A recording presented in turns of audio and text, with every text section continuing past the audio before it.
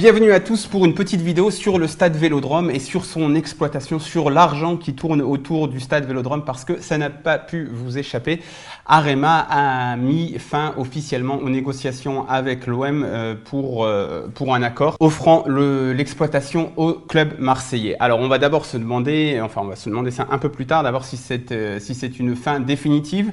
À mon avis, spoiler alert, mais ça ne l'est pas. Mais on va d'abord faire un petit retour sur l'argent autour du stade Vélodrome et rappeler donc que c'est en 2010 que la mairie de Marseille a la brillantissime idée de signer un PPP, un partenariat privé-public, ou public-privé, je ne sais plus dans quel ordre c'est, il me semble que c'est public-privé.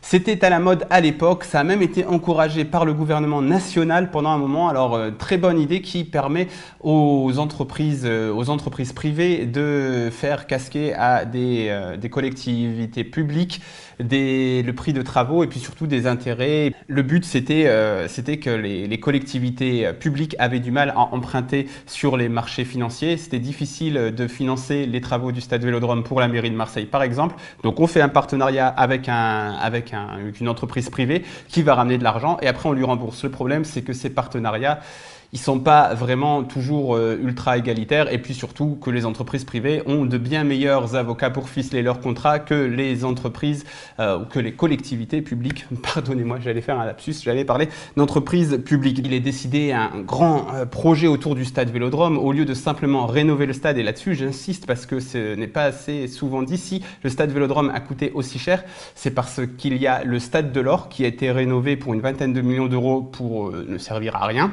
parce qu'on a bien fait attention à ce qu'on ne puisse pas jouer au foot. Donc Consola par exemple, ça les a beaucoup desservis. Impossible de jouer au foot, il y a un championnat d'athlétisme une fois de temps en temps, etc. Donc ça, c'est une première erreur. Et puis il y a aussi un programme d'accompagnement immobilier qui a coûté 30 millions d'euros et qui a permis de construire des centres commerciaux, etc. Donc ça, c'est à chacun d'évaluer l'utilité pour la ville. Dans tous les cas, la ville avait insisté là-dessus. Donc voilà, le prix total, c'était 270 millions d'euros. Et la ville va donc investir 130 millions d'euros, 135 millions d'euros, il me semble, et va devoir rembourser 103 millions d'euros à Arema sur le très long terme, puisque le contrat court jusqu'en 2045. Et ces 103 millions d'euros que la ville doit rembourser à Arema, ils vont être agrémentés d'intérêts quand même très importants, comme vous pouvez le voir sur ce petit schéma. Pour ça, c'est d'abord pour la construction. Ensuite, il y a autre chose, il y a l'exploitation du stade Vélodrome et la maintenance du stade Vélodrome. Ça, c'est très important et c'est deux contrats qui ont été légués à Arema jusqu'en 2045. Donc ça, c'est très important parce que c'est ce qui pose Arema en position de force dans tout ce qui se passe autour du stade Vélodrome. C'est qu'Arema, c'est une société qui a un contrat qui s'étale sur 35 ans, sur un peu moins maintenant, mais qui s'étale jusqu'en 2045. Donc voilà, pour déloger ça, et un contrat qui a été rédigé par des gens qui font les choses très sérieusement, surtout que ça n'a pas été toujours très facile. On va y revenir. Mais donc, une fois qu'il y a la construction, donc la mairie doit rembourser l'argent qui a été prêté par Arema pour cette construction. L'OM n'est toujours pas dans le coup à ce moment-là. Et puis l'OM aurait peut-être pu être dans le coup au moment de l'exploitation, puisqu'en effet, il faut savoir qu'Arema et la mairie ont insisté pour inclure l'Olympique de Marseille dans l'exploitation du stade Vélodrome, mais que notre ancienne propriétaire, Margarita Louis-Dreyfus, n'était absolument pas intéressée par cette perspective. Elle ne pensait pas apparemment que l'exploitation d'un stade faisait partie du modèle économique d'un club de football moderne. Donc là-dessus, on ne se rend pas compte aussi de l'énorme erreur qui a été faite à ce moment-là, parce que ce que Jacques-Henri Hérault essaye de récupérer actuellement, il aurait pu le récupérer à l'achat du club, en fait, si ça avait été mieux négocié par l'OM d'alors. Mais l'OM d'alors, c'était juste un club en gestation, en fait, en attente d'être vendu. Et donc, voilà, c'est une très grosse erreur, parce que même avec le recul, je me dis que même si elle avait réussi à obtenir cette exploitation, eh ben, c'est pas 40 millions qu'elle aurait vendu le club, mais beaucoup plus. Bref, on ne va pas revenir sur ces années Margarita Louis-Dreyfus qui ont été assez chaotiques et on va parler donc des charges d'exploitation et d'entretien tous les ans. Donc la mairie doit verser 15 millions d'euros minimum à Arema tous les ans pour la maintenance et pour l'exploitation, plus 8 à 9 millions de remboursement de l'argent donc prêté pour pour la construction du stade, l'argent dans lequel est remboursé aussi des intérêts qui sont très élevés comparés au prix du marché. Mais voilà, il faut rembourser ça et en échange, Arema reverse 12 millions par an. Ça, c'était en 2011, si je ne me trompe pas. Le président d'Arema m'avait même dit que ces intérêts, ils sont indexés et qu'ils vont de 12,5 millions à 13-14 millions dans quelques années. Et en effet, c'est inscrit dans le contrat. J'en profite, c'est le petit moment autopromo en dessous de la vidéo sur YouTube. Je vous mets le lien vers le dossier que j'ai consacré au Stade Vélodrome et à son financement. Je pense que j'ai pas trop dit de conneries, ou en tout cas les principaux acteurs du dossier m'ont dit que j'avais pas dit trop de conneries, donc je m'avance peut-être un peu, mais dans tous les cas, les chiffres qui sont là, etc., ça a l'air d'être correct. Donc là, on est sur cette donne-là. L'Olympique de Marseille est un simple locataire du stade, pendant qu'Arema est le constructeur à moitié, enfin, ils ont fait les travaux, etc., mais a financé la construction et est aussi en charge de trouver des choses à construire autour du stade avec ce fameux programme d'accompagnement immobilier. Donc là, c'est ce qu'on est et l'Olympique de Marseille arrive et enfin les nouveaux dirigeants de l'Olympique de Marseille arrivent et eux, ils ont un vrai plan de développement économique. Ils savent qu'il est vital pour eux de récupérer l'exploitation du stade parce que c'est comme ça dans tous les grands clubs européens. Mais en 2011, apparemment, Margarita Louis-Dreyfus ne s'en rendait pas compte. Donc l'Olympique de Marseille veut récupérer l'exploitation. Alors il y a plusieurs types d'exploitation.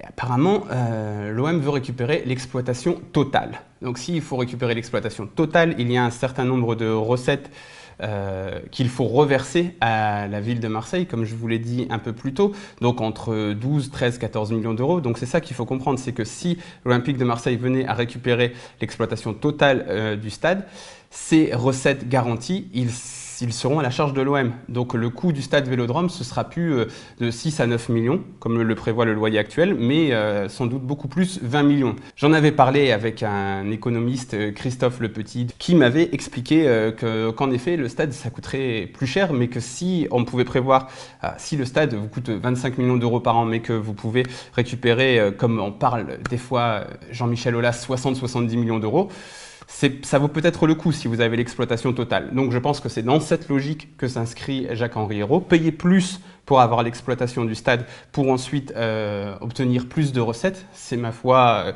tout à fait logique. Le problème, c'est qu'il tombe sur un os avec Arema qui a donc un contrat jusqu'en 2045. Et Jacques-Henri Hérault veut aller vite. Ça, c'est ce que j'ai cru comprendre en m'adressant à certains acteurs du dossier. Jacques-Henri Hérault veut aller vite, c'est quelqu'un qui va vite dans ce qu'il fait, il construit un plan, c'est très bien. Encore une fois, moi j'ai appris à lui faire confiance et pour le futur de notre club, je pense que ce qu'il fait est tout à fait cohérent. Le problème, c'est qu'Arema, c'est une entreprise, c'est une entreprise qui a de multiples têtes et de multiples actionnaires et énormément d'actionnaires. Alors l'actionnariat a changé fin 2016 et si on y retrouve toujours la caisse d'épargne, la caisse des dépôts, etc., même Bouygues, ils sont un peu moins importants. Il y a d'autres fonds aussi qui ont intégré Arema, et il faut donc mettre toutes ces personnes d'accord lorsqu'il y a un changement. Et ça complique énormément les choses. On m'a dit, le calendrier sportif, c'est pas ce qui décide de nos décisions. C'est les actionnaires. Encore une fois, merci la mairie d'avoir signé ce très bon contrat, mais ils l'ont fait dans tous les cas, donc ça, c'est fait, c'est fait. Et Jacques-Henri Hérault s'en va négocier avec des personnes qui sont en position de force, parce que c'est ça qu'il faut se dire. Moi, personnellement, donc là, on rentre plus dans l'analyse des faits, mais dans mon avis personnel, j'ai été très surpris des sorties de Jacques-Henri Hérault au bazooka sur Arema, sur la ville. Je me suis dit, mais qu'est-ce qu'il fait ? Il y va quand même franco. J'étais aussi très surpris lorsqu'en juillet ou août 2017, la mairie et l'Olympique de Marseille organisent une conférence de presse pour dire, voilà, on a décidé qu'on allait offrir l'exploitation à l'Olympique de Marseille, parce qu'en tant que personne qui a étudié les contrats, je sais que c'est pas possible. Mais donc je comprenais pas très bien ça, et puis en discutant un peu avec certaines personnes, je me dis que peut-être que c'est une manière de changer le rapport de force, parce qu'à la base, Jacques-Henri Hérault, il arrive sur un terrain où l'Olympique de Marseille est en position de faiblesse. C'est un simple locataire qui n'a aucun pouvoir sur le stade, merci Margarita, et qui doit affronter une grosse machine de la finance qui a un contrat jusqu'en 2045. Donc, selon moi, ce qu'il a fait, là, c'est déjà d'alerter un peu le public, de d'obtenir l'adhésion de l'opinion publique, de la très forte opinion publique des fans de l'Olympique de Marseille. Je pense que maintenant, ça c'est une chose qui est acquise. Il a aussi obtenu l'adhésion de la mairie, c'est aussi une chose qui est acquise. Roland Blum s'est encore exprimé récemment dans la Provence pour le répéter. Donc, il a un peu changé le rapport de force, donc je pense que ce n'était pas si bête et dans tous les cas, je ne pense pas que Jacques-Henri Hérault fasse quoi que ce soit au niveau émotionnel sans réfléchir à ce qu'il fait. Malgré tout cela, Arema a mis fin aux négociations. Alors ce que j'ai cru en comprendre, encore une fois, c'est que ce n'est pas une fin complète des négociations, mais que c'est plutôt une fin pour pouvoir mieux repartir après, puisque forcément ces déclarations, elles ont déplu. Et c'est aussi une fin qui permet à Arema de rétablir sa position de force en disant « Ok, bon, tu peux parler dans la presse, mais nous on a un contrat, Coco. » Et voilà quoi, il va falloir t'y faire un petit peu et nous respecter un peu mieux. Donc d'ailleurs, le communiqué de presse qui a été dévoilé ne dit pas que c'est fini, c'est tout, on ne parlera plus jamais avec ces malotrus de l'Olympique de Marseille. C'est pas ça l'idée, mais en tout cas, c'est aussi une manière de revoir, de rétablir sa position de force. Donc on est dans un vrai bras de fer entre l'Olympique de Marseille et Arema, un bras de fer qui, je pense, finira quand même par aboutir par une exploitation élargie, en tout cas de l'Olympique de Marseille. Est-ce que ce sera une exploitation totale, comme apparemment le souhaite l'Olympique de Marseille? Donc 365 jours par an, l'Olympique de Marseille organise des événements au Stade Vélodrome, ou une exploitation partagée, où l'Olympique de Marseille a un champ d'action élargi sur ce qu'il peut faire au Stade Vélodrome, mais doit toujours se soumettre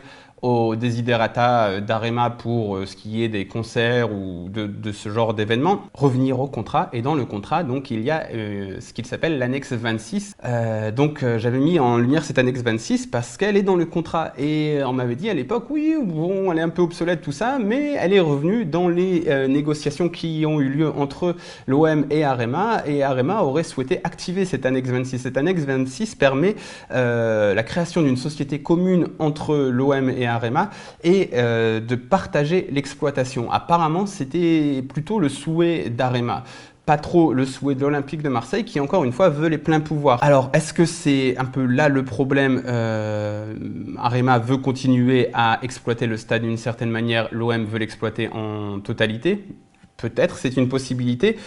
Il y a certaines choses dans le communiqué d'Arema qui peut nous faire comprendre que le bas blesse peut-être un peu au niveau des recettes garanties. Alors, je vais vous lire cette partie du communiqué. Nous avons en particulier insisté au préalable auprès de l'actuelle équipe dirigeante du club sur le fait que l'Orange Vélodrome est propriété de la ville de Marseille et non d'Arema ou de ses actionnaires, et que notre société se devait de respecter les stipulations du contrat de partenariat qui s'inscrivent naturellement dans une logique de long terme. Donc ça, c'est aussi une chose que Bruno Bottella m'avait répété en interview. Donc Bruno Bottella, le président d'Arema, on va aller l'écouter tout de suite. Moi, je tire toute la machine derrière moi, hein. Je ne suis pas tout seul à décider. Il y a beaucoup d'acteurs qui sont impliqués, on a beaucoup de partenaires. Donc tout ça, c'est compliqué. Il y a un montage qu'on a mis quelques années à écrire.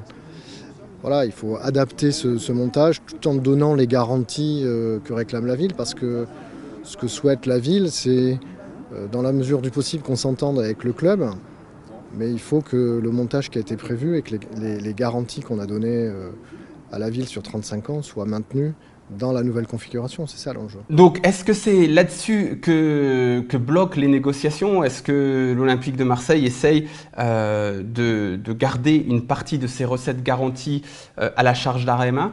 C'est un scénario qu'on peut avancer, dont on n'est pas sûr pour le moment. En tous les cas, on est dans une négociation donc très serrée qui va être très difficile, mais qui n'est pas sans espoir, puisqu'encore une fois, je pense que cette fin, elle est surtout là pour rétablir la position de force d'Arema, que les sorties de Jacques-Henri Hérault sont surtout là pour changer ce rapport de force entre l'OM et les différentes parties sur ce dossier, et qu'on va finir par aboutir à un accord. Enfin, impossible de ne pas terminer en évoquant la fameuse hypothèse du stade indépendant de l'Olympique de Marseille.